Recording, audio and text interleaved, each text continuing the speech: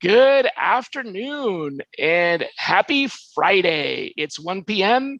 and we are live on Shally's Alley.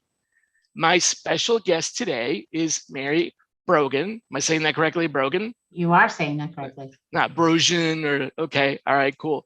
Mary is, it's a very special day for Mary today in a couple of ways. Um, we go way back. Mary has actually had a little bit more experience in the industry than I have. So she's got me beat by a couple of years. And she's had experience leading sourcing teams, building and leading sourcing teams at companies like Northrop Grumman, ADP, Fidelity. Most recently, Mary was the global head of talent sourcing for Marsh McClennan, and today is her last day. We didn't know this when we scheduled the program, but it just happened to be today is actually basically Mary's last day at Marsh, because she is going to a brand new role as the leader of global talent sourcing for Intuitive Surgical, working with Brad Cook. And there she will be, I guess, leading and building. Are you building or just you coming into a team that exists or building a new one? So I think a little bit of both, actually. They have an existing sourcing team and sourcers embedded within the different functions within talent acquisition. So I think we have a really unique opportunity to find those synergies, bring some of those groups together, but also appreciate the direction the organization is going and bring some more talent into the company. So I'll be looking for you. Right. Awesome. Yeah. So I gotta ask, it's as a TA pro. I mean, you're a veteran in the industry. So knowing kind of everything that happens behind the scenes, what should happen, what shouldn't happen. Recently, you embarked on a job search. How was that? I mean, you kind of, it's kind of like a chef going to a restaurant. You know how the hamburger got made, but sometimes you want to just not be, you want to not be the chef. You want to sit down and, and eat a meal. So you're a TA pro that knows all this stuff that's going, all the ins and outs of building these TA functions. And yet you find yourself on the other side of the table as a candidate. What was that like? I think it's really a great experience. And, it gave me an opportunity to step back from that TA role in terms of managing the day-to-day and the minutia and sort of helping organizations sort of move in the direction they need to go, and really empathize again, with the candidate and the candidate experience. And I would say that, while I had an opportunity to interview with a couple of different organizations, there were things that the companies did really, really well. I would say some of the marketing material, the information, the candidate documentation around how to effectively interview, some of the information just about their benefits and how they position the culture and the organization and what it's like to work there was exceptional. So it really gave you a really great understanding or appreciation of what it would be like to work there. But I would say that I think we're still handcuffed by, by that process of including everybody in the interview.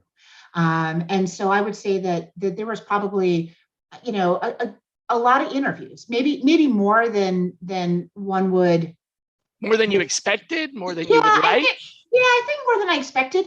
Well, and maybe even if I take myself out of the equation and I think about it, right, as a TA professional, I would say that, during that time, I could have lost a candidate, right? Because there were so many conversations taking place.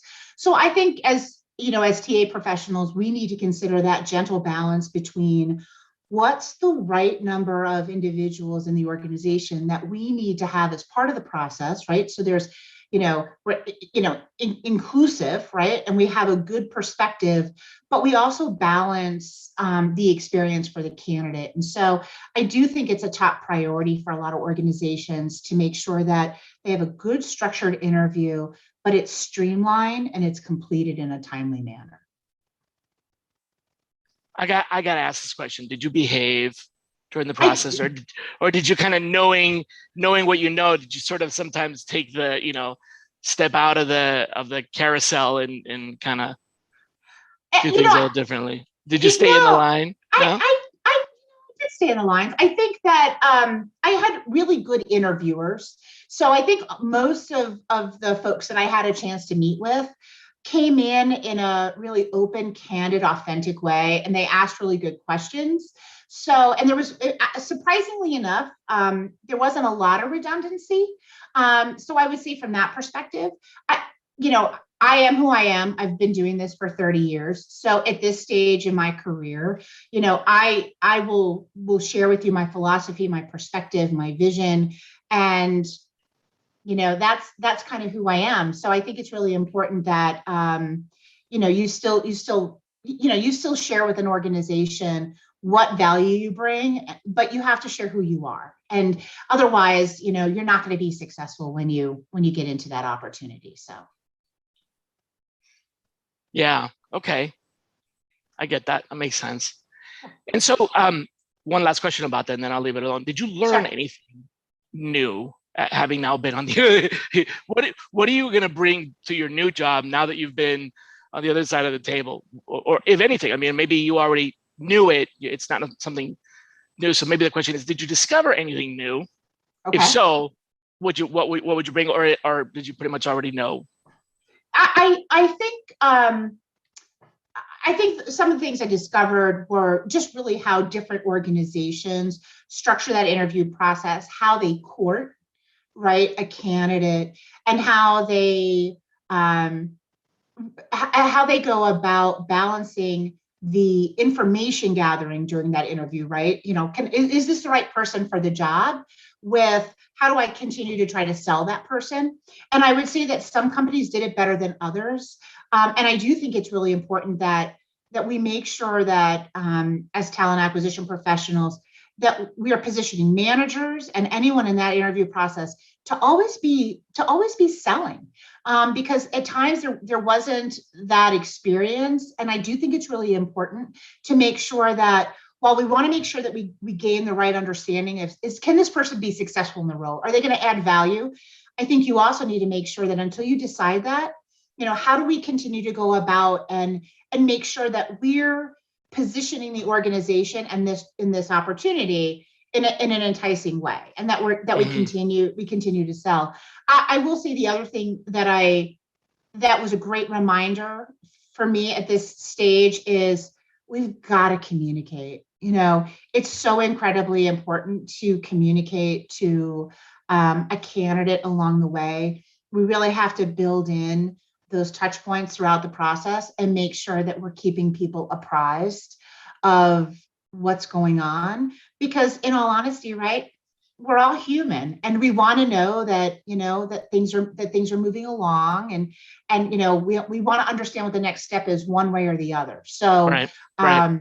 Keeping that communication. The communication. Yeah. Oh, so important. Yeah. It's not just about us and our jobs that we have to fill. We really need to consider that other side. Yeah. And we've just gotten into a bad habit of not telling candidates, I think, because of the risk inherent in being transparent. But I think that may be changing now that transparency is almost required in this kind of remote environment. You can't force supervise people by being in the same room with them anymore. So you've got to have transparency and trust. So maybe that'll change too.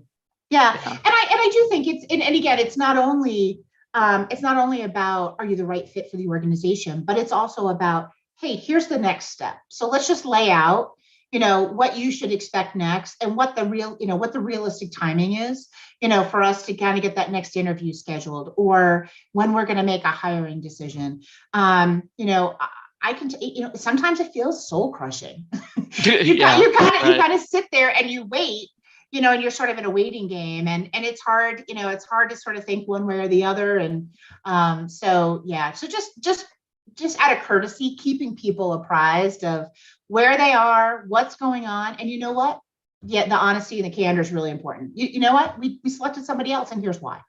So. Right. Yeah. And they were more qualified in this area, and that's it. You don't have to say you're not qualified, or you're not, exactly. you can say, okay, we made a decision and the decision was leaning on this. And if the candidate doesn't appreciate that, then, that's a lesson for the candidate, right? I mean, for me, I would rather know if you were going to reject me and you said, hey, Shally, we decided to go with someone else that had, 5 more years of experience, or that had more experience in this area than you. Okay, I get that. That was important, right? I'm not going to sit there and try to defend at the last minute, but wait, can you reconsider it? No, that's not mature. So hopefully candidates will learn how to do that. Yeah, it's a tough one, but we're so used to not communicating. Yeah. So, yeah. All right. Well, we'll leave that alone, because I think we definitely learned a little bit here about that.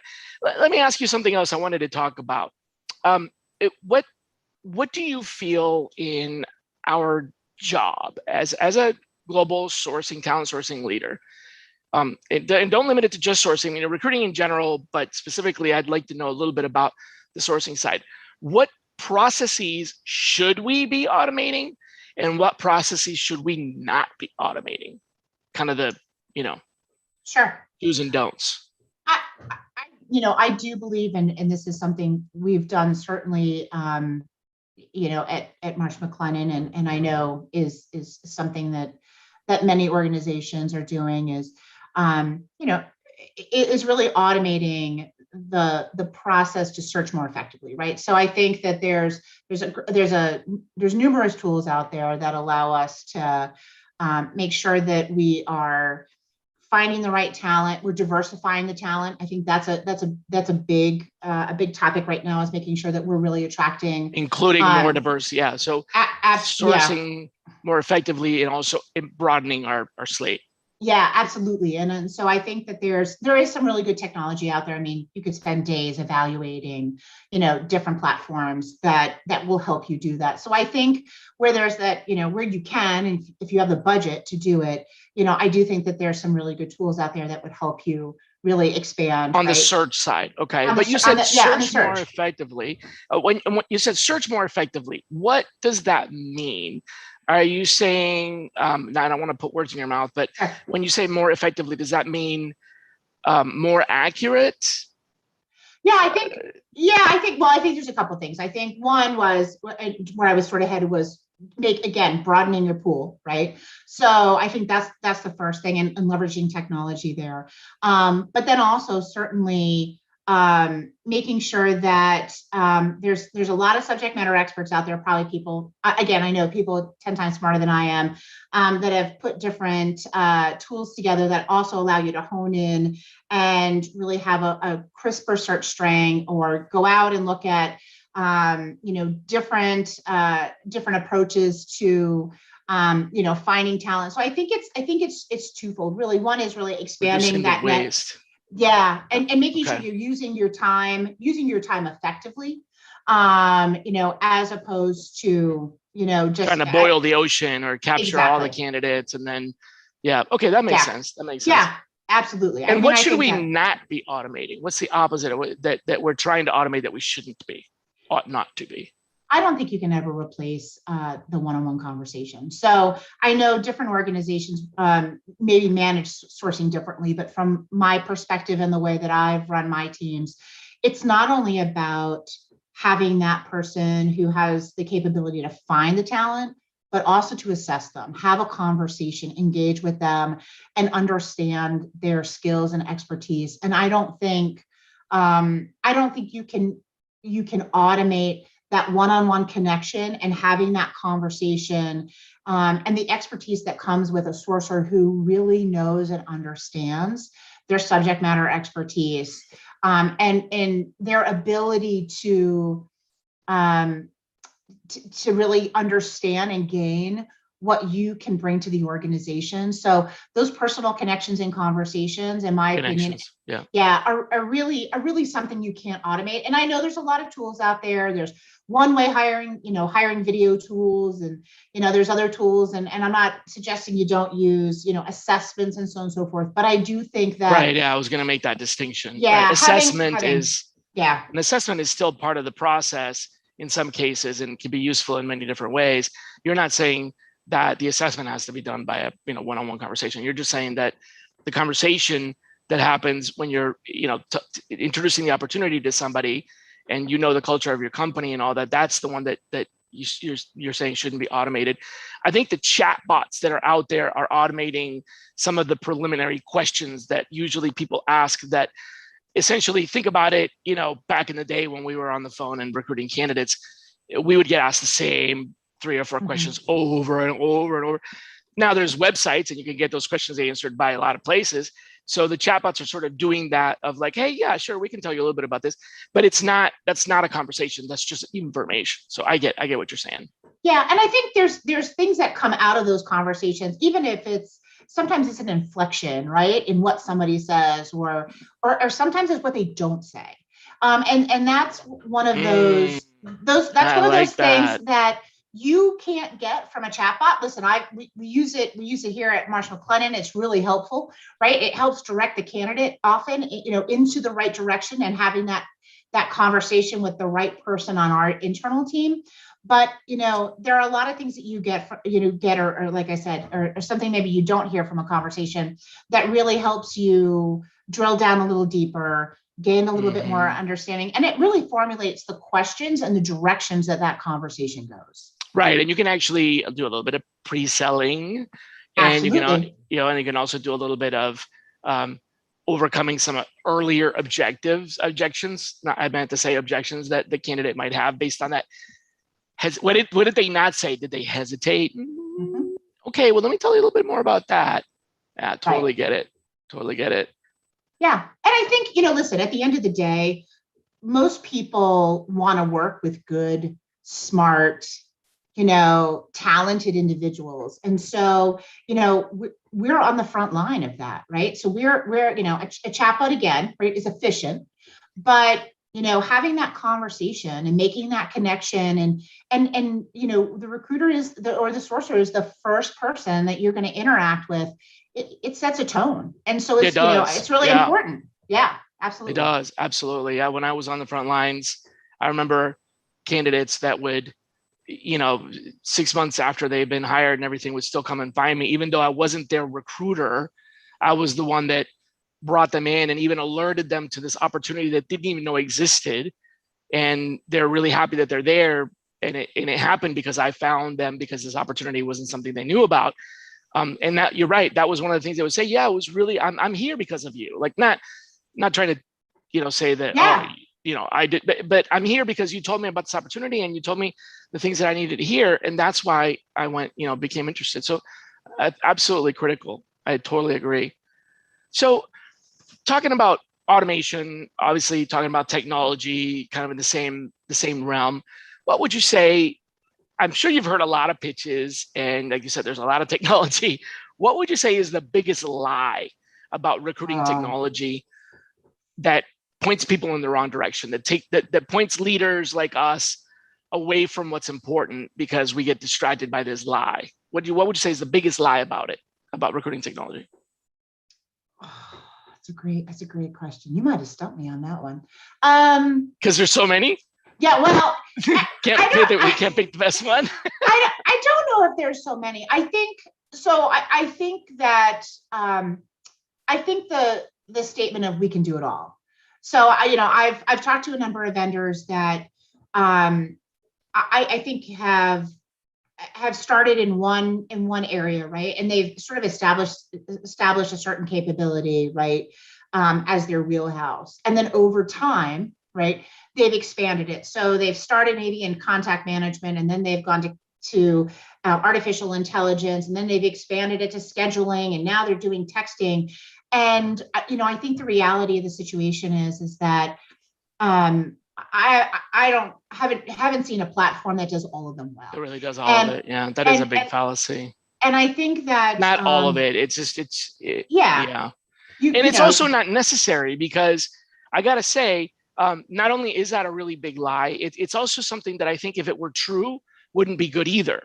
Like, right. if I found a vendor that really could do everything, it doesn't help sell me on the idea, because I don't need everything. So if I'm hiring this company, if I'm bringing on this technology to do everything, then there's a lot of focus paid on things that I'm paying for that I don't need. Right. Right. Maybe in my organization, every job is different. Every company is different. Sometimes you need job advertising distribution. Sometimes job advertising distribution doesn't really make any sense. I've spoken to the top companies in that, programmatic advertising space, and I was really impressed. I can't drop any names because this is supposed to be impartial, but I was really impressed with this one company that said, we're just not a good fit for you. Yeah. What you're looking for, we're we're not a fit for this. You need something that's more programmatic on the social side, and you're spending just $1 here or there. With us, and I was like, wow, that's really cool. And if the platform came with it, they would try to, like, here, go use it. No, I don't need it. I'm not going to use it. So there's that. And then there's, okay, we also do screening. We also do scheduling. Well, what if I have coordinators and I don't need scheduling, or I don't want scheduling because I have a coordinator team? So now I've got scheduling that I'm paying for. And what are you spending your time and budget on developing? Which feature? And are you going to be distracted, generating the next feature? Or are you actually improving the features that you have? So the jack of all trades thing, I don't know. To me, it's not attractive, but that's a really good one. It shouldn't be, but they say it is because they want you to, look at their solution as a cheaper alternative because you save money on all the other ones. I think. I don't know why else they do it. Yeah, and it's interesting because to your point, I think that they generally grow up, right? So these companies emerge as a result of having, right, a really strong capability in one area, and then as they expand, that capability you might have purchased them for starts to decline because they're so busy trying to expand. Because they abandoned it. Yeah, absolutely. And I think the other thing is that, what I've seen is, whether it's our HR executives or otherwise, they love the concept of a single platform. Of course, so does HRIS, right? And the reality is that, really going with a vendor that's best in class, while it may be more complicated at times, go after the functionality and the capability you really need. Right. And you just mentioned it a minute ago, don't pay for something you don't need. You don't need. And make sure that whatever you bring in is really going to lend to your organizational success. And the keys, of course, are monitor it, measure it, and make sure that you push back on your vendors. I think I've had some very successful vendor relationships because we've had, really honest and candid conversations around what the needs are for our organization. And I think that's what you have to do. You have to look out for the best interest of your organization, what the needs are, and make sure that you really partner with those vendors and at times push back, to make sure that your agenda is being met. Absolutely. Agree, because it's going to cost you more money to try to fit something in that doesn't need to be fitted. Or you'll end up distracting. It's not just cost; it could also be lost opportunity by distraction. And you don't have to use the technology because it's there. I don't know if you remember this from our conversation many years ago, but I'm a returned Peace Corps volunteer. I was in the Peace Corps. One of the things that they teach you, they spend a lot of time in the Peace Corps for the first 3 months preparing you for your 2-year service, because it's 2 years of you're on your own. I mean, you're 2 years, some of us, I was in an extremely remote area that was 14 hours by truck from the nearest electrical, outlet or whatever. So they prepare you a lot for that kind of, environment. And one of the biggest emphasis during that 3-month period, aside from, the health and all these other things that are absolutely, like survival specific, but one of the biggest emphases that are about your job as a volunteer that are not survival specific is what they call appropriate technology. And that's something that I carry forward ever since then. It was a long time ago, but I still remember that they, just to give you an example, they say, if you're in the middle of the rainforest and you don't have electricity, it doesn't make sense to try to build something to generate electricity. Can you do what you need to do without electricity? Like, for example, we didn't have electricity back in the day. If you need to grind corn, right, into flour, you don't need electricity. You could create a paddle wheel that turns a stone. So, and that's what they're saying. It's appropriate technology. It's easier for them in the middle of the rainforest to maintain a paddle wheel that can be fixed with nails and a hammer. It's cheaper. It's more, more effective for them, right? They don't need the volume that you need from an electric mill, and that's going to create pollution. It's going to create all these other. So you don't really need it. So it's what do you actually need and solve for that?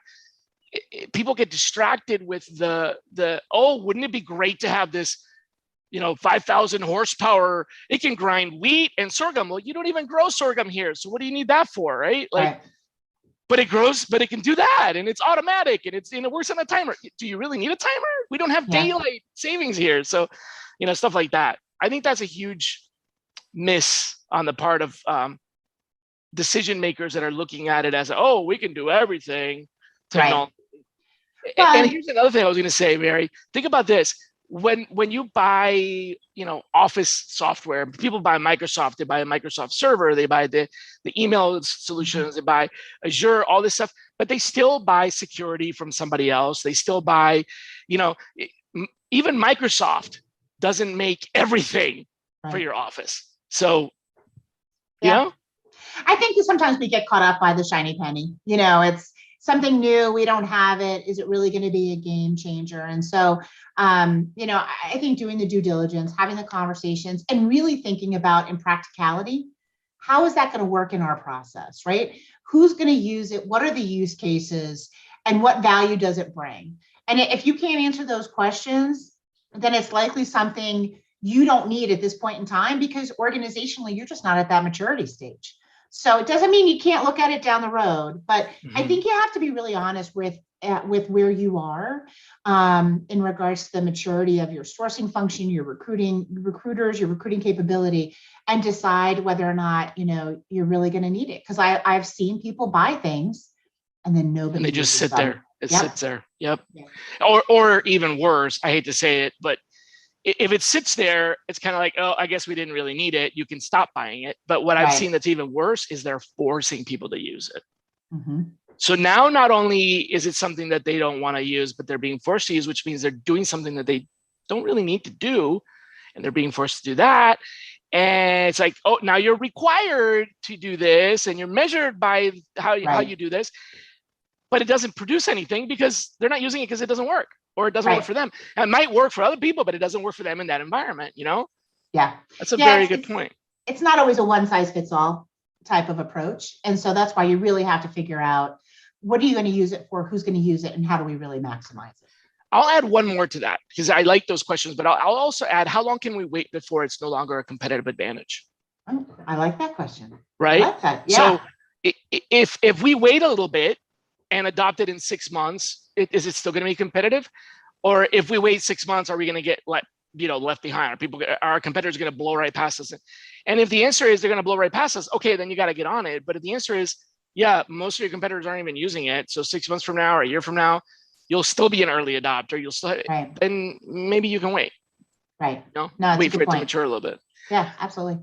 What about, let's take the crystal ball out. What does Mary Brogan see in the horizon that's going to be a disruptive technology or solution? Doesn't have to be, it doesn't have to be a technology, but a disruptive, what is going to disrupt our space in the next, year? Let's see. I think it's a great question. I mean, there's been so much technology emerging. But a lot of the same stuff and a lot of that. Yeah, exactly. I think we've kind of gone from a lot of startup organizations to, doing, again, with a specialization in one area or the other. And then, over time, sort of, again, that emergence of, okay, now we're going to expand, right, the scope of what we can do or what we are doing, right, and to sort of be this one, one platform that does everything, and we're going to, do everything for you.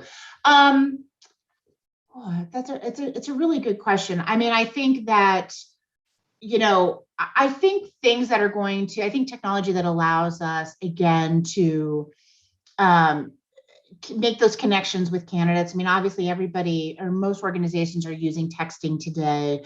But I think that we need to look at, again, technologies or capabilities that are going to continue to allow us to meet people where they are, but also, I think, continue to understand what's important to people. I mean, there's so many different sites out there. I don't know, I've jumped onto it. I must admit, I haven't really been doing much on it, onto Polywork, which is a whole different kind of dynamic. If you haven't been out there, it's kind of an interesting site. That's one. We've seen different things sort of come and go, sort of are coming and going around, gathering people together and coming together, and making those connections. So I think we're gonna continue to focus on the social. I think there's going to be, again, more evolving social platforms that will allow us to make greater connections with candidates. And I think we just have to be thoughtful around those. What are our presence on them? I mean, obviously, a lot of companies are out there using Instagram and Twitter and Snapchat and so on and so forth. But I think you're going to see more and more new and emerging platforms that will try to cater to people in different ways, connecting with them in different ways, and trying to.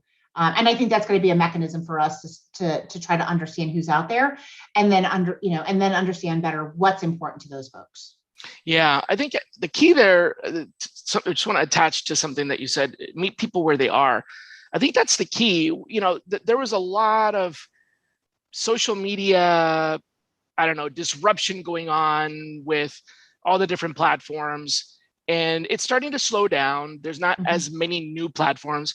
What we're seeing now are sort of new media. It's still, for example, Clubhouse and Twitter kind of jumped on and said, all right, now we got Twitter Spaces. So there's this need that wasn't satisfied for just plain old audio conversations, where group chat that wasn't like public group chats. It wasn't there. So it was a niche that didn't really exist that got covered, but it's not.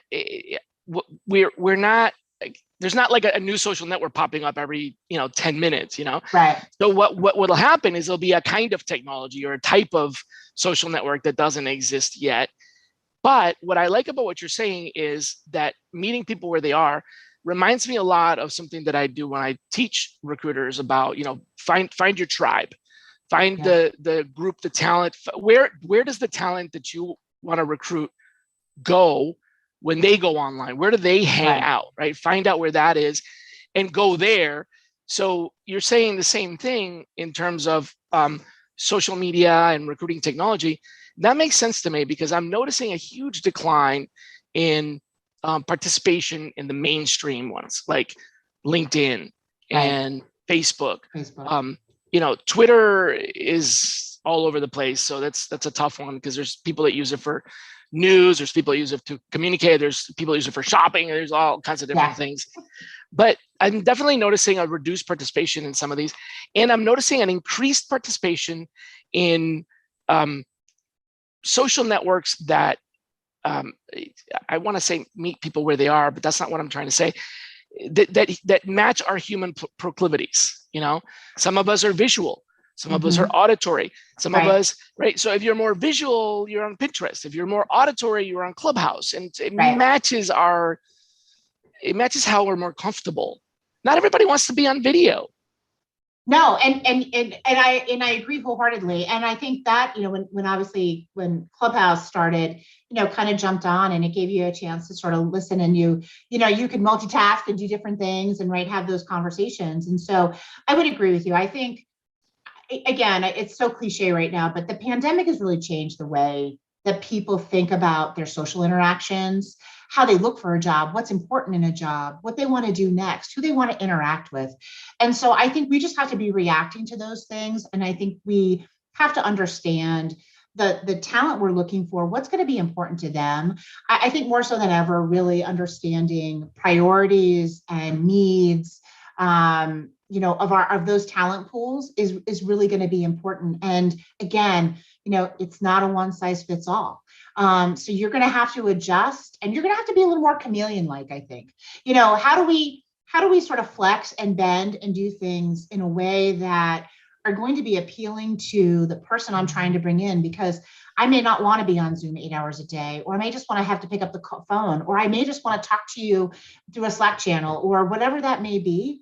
Yeah, and that's good. And that's going to be, Mhm. and that's going to be okay. But how do we make those connections, and how do we understand what's important? So I think as sourcers, that's going to be part of not only finding the person with the right skills, but understanding what's important to them. And how do we make that connection with them so that they understand, we understand them, and we want them to be part of our organization, and we respect them for how they work, what they want to do, and the kind of organization that they want to be part of. I'm typing that. Oh. Yeah. I like that a lot. Yeah, I'm thinking about, my gears are going. This is what I look like when I'm thinking. I had one other question. We're a little bit over time, but do you mind one more? Sure. Yeah. This is the last one, I promise. And what I wanted to ask is, what is the most important thing a recruiter does?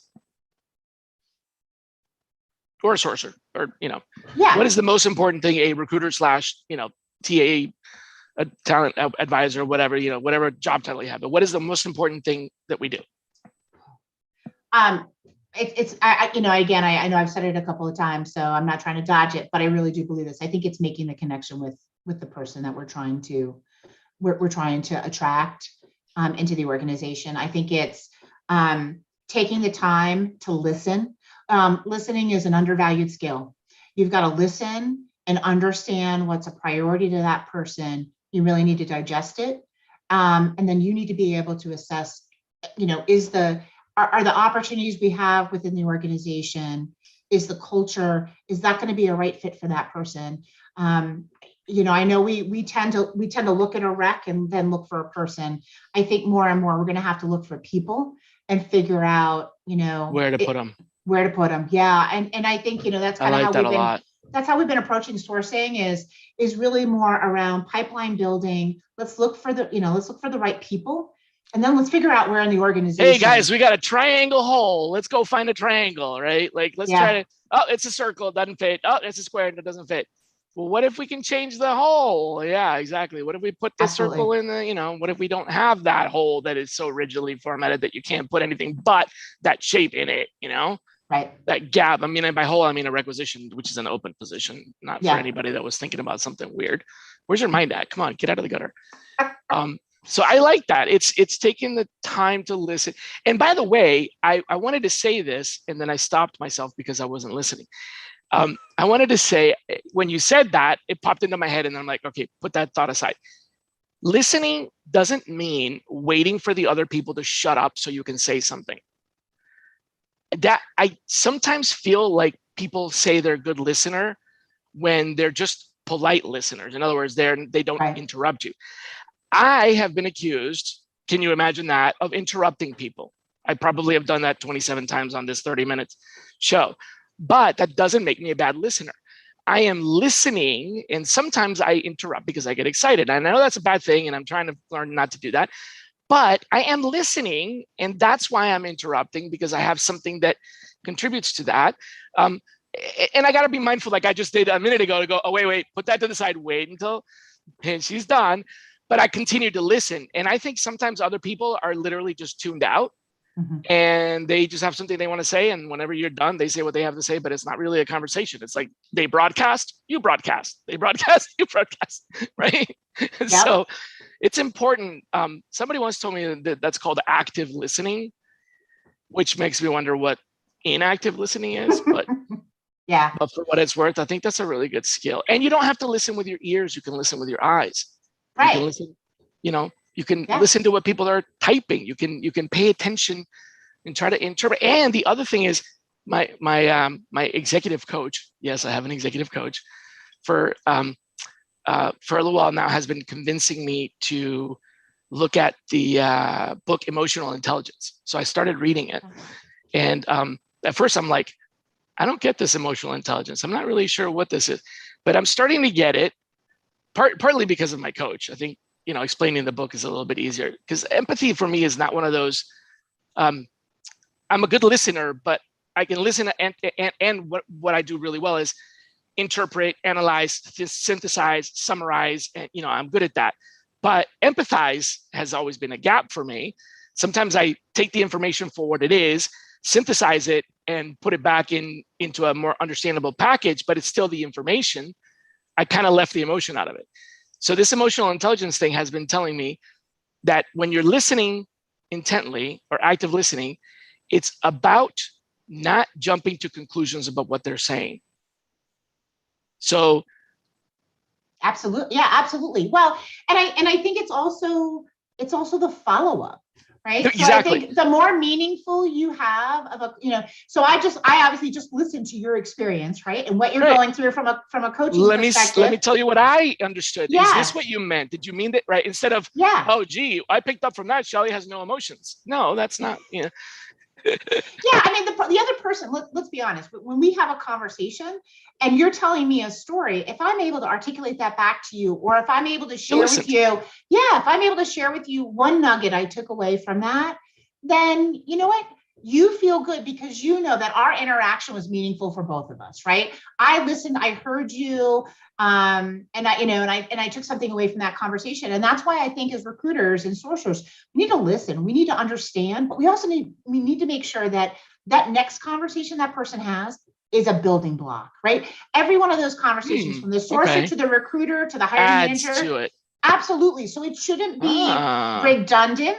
We should be adding every time. So that's why, unfortunately, good, bad, or indifferent, we've got to take notes. Like, we also have to be able to convey, what we learned from each of those conversations. And that whole experience, end to end, should be a building block. So by the time, I, as a candidate, get to the end and I get to my offer, I know that everybody I talk to learned something about me, and then the next person carried that on, and so on and so forth. So those conversations, towards the end of that hiring process should be so rich, right? Because I'm not starting from scratch in terms of representing myself as a candidate, because you have the benefit, as the interviewer, of learning everything else about me throughout that entire process. And it's an aggregate. These are the three things from the three. Yeah, I like that. That makes sense. But we have to take notes. Oh my gosh. I know. That is so bad. People just don't. You should see my desk. And I'm a paper note taker. I know, isn't that horrible? I'm a OneNote note taker, Evernote, I'm whatever. trying. But yeah. I'm trying. I know. Same I thing. know. Yeah. Think of it as the same thing. That's how I did it. It was like, okay, if I'm going to write it down on a notebook, I'm just going to write it. Same thing. Flip a page, start with a new page, and then you can organize later just with, Well, Mary, it was really, really nice having you. I'm so sorry we went over, but it was such a good conversation. I didn't want to end it soon. Good luck. Thank you. And all the best in your new challenge. I'm sure you'll do wonderful. And hopefully we'll have you back in a few months after you've settled in and you can tell us about how it went. Awesome. I hope so. I appreciate it. Thank you so much. Oh, you're very welcome. Thank you for being here. Any last words for the audience before you say goodbye? Happy holidays. You know what? Yeah. Give yourself an opportunity to take a little bit of a break and refresh and renew and just enjoy this time with friends and family. You never get this time back. That's right. You can't spend this time again. Nope. You can only spend it once. Enjoy it. That's right. Enjoy it. Good. Well, happy holidays, everybody. And we'll see you next week. Take care. Thanks. Bye-bye. Thanks, Shelly. Bye-bye.